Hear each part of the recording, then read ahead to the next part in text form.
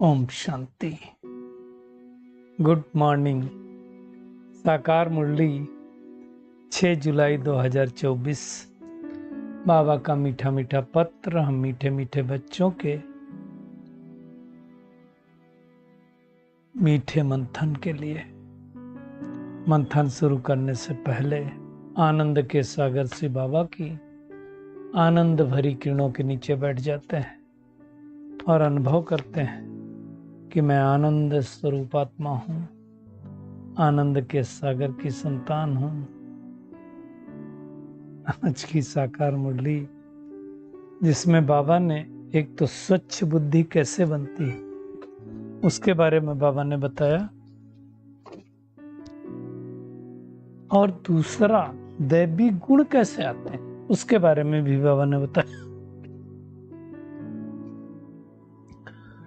और आज बाबा ने जो वैसे तो सारी दैवी गुण आश्री गुणों के बारे में बाबा बात करता ही है, लेकिन आज बाबा ने कहा सबसे बड़ा आसुरी गुण कौन सा है। किसी से रफ डफ बात करना, कटु वचन बोलना, उसको हम देखेंगे कि कैसे ये सबसे बड़ा आसुरी गुण क्यों है, क्यों बाबा ने इसको इस सबसे बड़ा आसुरी गुण कहा, तो उसकी गहराई में जाएंगे। आज बाबा ने एक और चीज कही कि योग से आयु क्यों बढ़ती है, उसके बारे में भी बाबा ने बताया है।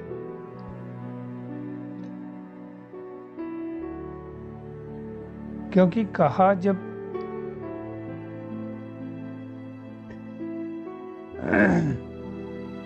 लास्ट में जब शरीर के जो अंग तंग करते हैं ठंडे हो जाते हैं, तो उसके बारे में देखेंगे। कर्म भोग के बारे में भी बाबा ने कहा, क्योंकि ब्रह्मा बाबा को क्या था, खांसी बहुत आती थी, तो शिव बाबा कहता था तुम्हारा कर्म भोग है, मैं ठीक नहीं करूंगा, है ना। तो उसके बारे में भी जानेंगे। और फिर से बाबा ने सतयुग की बातें की हैं, सतयुग की दुनिया के बारे में भी बाबा ने बताया हुआ है।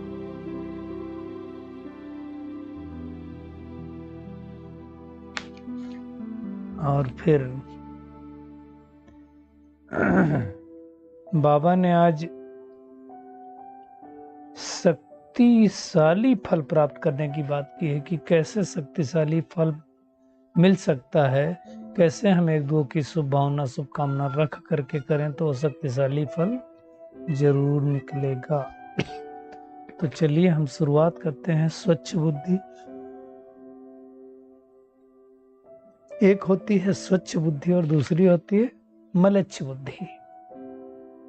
स्वच्छ बुद्धि किसको कहेंगे और मलच्छ बुद्धि किसको कहेंगे, मतलब डर्टी बुद्धि। बुद्धि को ही स्वच्छ क्यों कहा गया, बुद्धि को ही मलिन बुद्धि क्यों कहा जाता है। आप देखो कई बार जब कोई चीज हम बुद्धि से देखते हैं, देखिए कुछ चीजें हैं तो इन आंखों से दिखती हैं और कुछ चीजें हैं तो वो बुद्धि से दिखती हैं, है ना। जो चीजें हमने कभी पास्ट में देखी हुई थी, अब उन चीजों को तो हम ऐसे देख ही नहीं सकते, सामने नहीं है मान लो, तो क्या करेंगे, बुद्धि रूपी नेत्र से देखेंगे। अब बुद्धि क्या करती है, जो चीजों को देखती है उसका एक ना एक अंदर इंप्रेशन डाल लेती है और वो बुद्धि उसी हिसाब से फिर मलिन होती जाती है। जैसे कोई चित्र देखा तो वैसे चरित्र बनता जाता है, मतलब सब कॉन्शियस माइंड क्या करता है, उसको एब्जॉर्ब कर लेता है। बाबा क्या कहता है, तुम अगर बाबा को याद करोगे तो क्या होगा, हमारे सब कॉन्शियस माइंड में धीरे धीरे धीरे परमात्मा गुण और शक्तियां बनने लगेंगे और फिर क्या होगा, बुद्धि हमारी स्वच्छ बनती जाएगी। क्योंकि जैसा चिंतन होगा, जैसा मनन होगा, वैसे तो संकल्प क्रिएट होंगे। इसलिए बाबा कहता है परमात्मा की याद से बुद्धि स्वच्छ बनती है। अभी होता क्या है कि आप दुनिया में देखो, आज लोग डर्टी चीजें बहुत देखते हैं, संकल्पों से भी देखते हैं और स्थूल नेत्रों से भी देखते हैं। तो फिर क्या होता है, वैसे मलिन बुद्धि बनती जाती है। जब हम बाबा की याद करते हैं तो दैवी गुण भी आते जाते हैं, है ना। कब याद करें, देखिए एक चीज आप पक्का समझ लो, जैसा संग होता है वैसा रंग होता है। आप अगर समुद्र के किनारे जाओगे तो शीतलता मिलेगी, सूर्य के किनारे जाओगे तो गर्मी मिलेगी, एसी में जाओगे तो ठंडक मिलेगी। तो जिसके समीप जाते हैं उसके गुण मिलते हैं। तो बाबा के हम समीप जाते हैं तो क्या मिलेगा फिर? बाबा के दैवी गुण हमारे अंदर आएंगे। अच्छा, आज बाबा ने जो कहा सबसे बड़ा आसुरी अवगुण, वो है किसी से रफ टफ बात करना या कटु वचन बोलना। आप देखो, इसलिए कहते हैं कि 2.5 अक्षर प्रेम का जो बोले सो पंडित होए। पोथी पढ़ पढ़, है ना, पोथी पढ़ पढ़ करके हमें क्या से क्या बन गए, लेकिन पंडित भया न कोय। 2.5 अक्षर जो प्रेम का पढ़े सो पंडित होए। तो पोथी तो हम बहुत पढ़ गए लेकिन पंडित नहीं बने।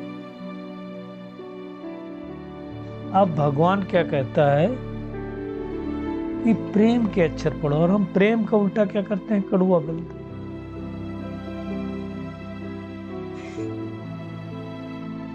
अब जब कड़वा बोलेंगे तो ये, इसको बाबा ने सबसे बड़ा आसुरी गुण क्यों कहा? आप देखो, ये बोल चाल के कारण ही तो दुनिया में क्या से क्या होता है। आप देखो, कई लोग टांट्स करते हैं, कई कुछ करते हैं, हम सबको पता है। कहा जाता है कि महाभारत में द्रौपदी के एक कटु वचन से या रफ टफ वचन से, देखो अब एक बात तो है, मान लो अगर हम डिटैच होकर देखें तो दुर्योधन के पिताजी को नेत्रहीन दिखाया। अब वो, चूंकि उस महल का ऐसा हिसाब किताब था जो दिखाया गया है, बाकी भगवान जाने क्या सही है, कि वो जहाँ पे पानी था वहां पानी नहीं था, एक्चुअल सरफेस था, पानी दिख रहा था तो पैर रखा, अरे वाह। और जहाँ पानी था, जहाँ सरफेस दिख रही थी वहां पानी था, तो पानी में गिर गए। तो द्रौपदी हंसी और कहा, अंधे की औलाद अंधी। अब सोचो, ये जो शब्द है ये कटु वचन है, फैक्ट है, लेकिन अब आप, जरूरी तो नहीं है कि कोई अंधा है तो उसका पुत्र भी अंधा होगा। और कहा जाता है वो बात दुर्योधन को अंदर में लग गई और फिर उसने ऐसी युक्ति रची कि द्रौपदी को नग्न किया जाए। तो कई बार ये जो कड़वे वचन होते हैं ये हमें बड़ा तंग करते हैं। वही जीभ है 2.5 इंच की, जिससे आप मृद वचन भी बोल सकते हैं और कटु वचन भी बोल सकते हैं। इसलिए बाबा कहता है ये भूत है, और भूत जब प्रवेश करता है ना तो बहुत नुकसान कर देता है। इसलिए बाबा ने कहा जितना हो इससे किनारा करो। क्यों? अब तो वापस घर जाना है हमको, अब यहाँ रहने ही नहीं है। इसलिए इस दुनिया में देखते हुए भी कुछ नहीं देखना है। कई लोगों की आदत होती टांट करने की, है ना। तो ऐसे कुछ ना कुछ बोल देते हैं। एक बार की बात है, मुझे याद है, हम ऑफिस में बैठे थे किसी फ्रेंड के ही, तो किसी ने बोला होगा कि हम इतने भी नहीं गिरे हुए हैं, तो दूसरे ने बोल दिया थोड़ा तो गिरे हुए हो ना, इसका मतलब एक्सेप्ट कर रहे हो ना। तो कई बार क्या होता है कि मतलब वो हम बात बोल जाते हैं जो सामने वाले के अंदर तीर की तरह लगे। तीर का घायल किया हुआ बच सकता है, लेकिन कटु वचन का घायल किया हुआ नहीं बच सकता। इसलिए हमें कड़वे वचन बोलने नहीं चाहिए। हो सके तो ऐसे आत्माओं से किनारा कर लेंगे। कई लोग होते हैं शब्दों के ऐसे बाण चलाते हैं, बात में पूछो, और इन कड़वे वचनों के कारण न जाने कितने युद्ध हो गए। तो हमें अभ्यास करना है दैवी गुण धारण करने के, और कभी भी हमारे मुख से कड़वे वचन नहीं निकलने चाहिए। बाबा ने कहा जब शरीर में भी कोई खटपिट होती है तो शरीर को भूलना होता है। भूलना होता है मतलब आत्मिक स्थिति में स्थित होते हैं। बाबा ने कहा जितना आत्मिक स्थिति में स्थित होते जाएंगे उतना ये शरीर के जो रोग हैं वो तंग कर रहे हैं, ऑटोमेटिकली ठंडे होते जाएंगे। आप देखो शरीर को भी वाइब्रेशन तो है ना। कल 2-3 दिन पहले कोई बोल रहा था कि हर दिन सुबह उठ करके अपने हार्ट को प्यार से बोलना चाहिए, आप बहुत अच्छे हो, बहुत मेरा सहयोग दे रहे हो। और सच में हार्ट अगर बंद हो जाए तो फिर आदमी बचेगा ही नहीं। तो जब हम योग करते हैं तो क्यों बाबा ने कहा आयु बढ़ जाती है, तो उसका कारण एक ही है कि यूजुअली आप देखो कहा जाता है कि एक व्यक्ति जो है अपने जीवन काल में 50 करोड़ के आसपास सांसें लेता है। अब उन सांसों में अगर देखा जाए तो जो सबसे फास्ट सांसें लेता है वो कहा जाता है खरगोश। खरगोश से भी ज्यादा फास्ट लेता है शायद चूहा, और फिर धीरे धीरे कुत्ता, और फिर और जितनी जितनी सांसों की संख्या बढ़ती जाती है उनका उतना उतना लाइफ साइकिल कम होता जाता है। अब आप देखो चूहे का लाइफ साइकिल कितना होता है,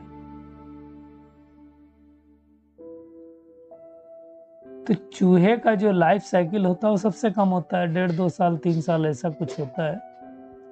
उसके बाद वो शरीर छोड़ करके चला जाता है। क्यों? क्योंकि वो सांसें ज्यादा लेता है।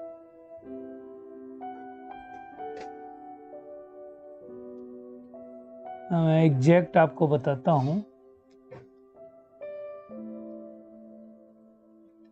अब मनुष्य को आप देखो तो मनुष्य की 1 घंटे में कितनी सांस लेता है? आप देखो 15 सांस के आसपास होता है, तो उसकी आयु करीब 80 साल होती है। अब उसके विपरीत अगर हाथी को देखो तो 18-20 के आसपास उसकी सांसें होती हैं। जब हाथी के 18 सांसें होती हैं तो उसकी आयु जो है 80 साल के ऊपर, 100 साल के ऊपर हो जाती है। और सबसे ज्यादा आप देखो कम सांस लेता है कछुआ, जिसकी सांसें होती हैं करीब 8 के आसपास। तो उसकी आयु आप देखो 150 साल होती है। तो कहा जाता है सबकी सांसें फिक्स होती हैं, इसलिए हमें सांसों के ऊपर ध्यान देना। और लंबी आयु चाहिए तो सांस क्या करना पड़ेगा? कम करना पड़ेगा। और हमारा ये अनुभव है, सबका अनुभव होगा, जब हम योग करते हैं तो सांसों की इंटेंसिटी कम होती है। वैसे भी आप देखो प्राणायाम करो तो भी कम होती है। तो आयु तो बढ़ने वाली ही है। आज बाबा ने ब्रह्मा बाबा को कहा कि भाई देखो खांसी है, आपके कर्म भोग है ना, ये तो आपको ही चुकतू करना है। मैं तो मौज में रहता हूँ, शिव बाबा को तो कुछ ऐसा है नहीं। शिव बाबा को ना तो कर्मातीत अवस्था में जाना है। क्यों?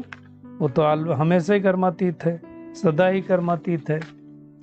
तो ब्रह्मा बाबा को पुरुषार्थ करना है ना। इसमें कोई अंधश्रद्धा की बात नहीं, ज्ञान मार्ग में कोई अंधश्रद्धा नहीं।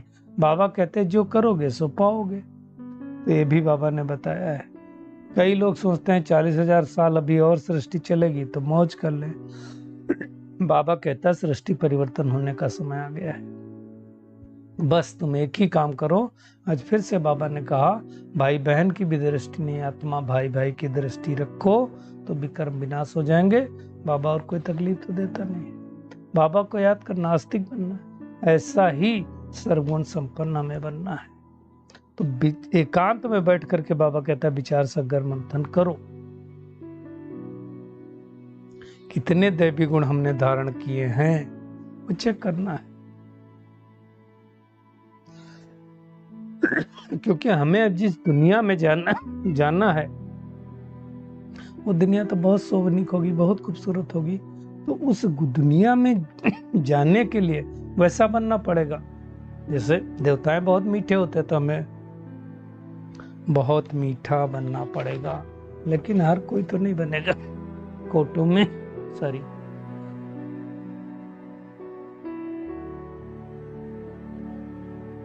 कोटों में कोई और कोई में भी कोई। आज का बाबा का वरदान है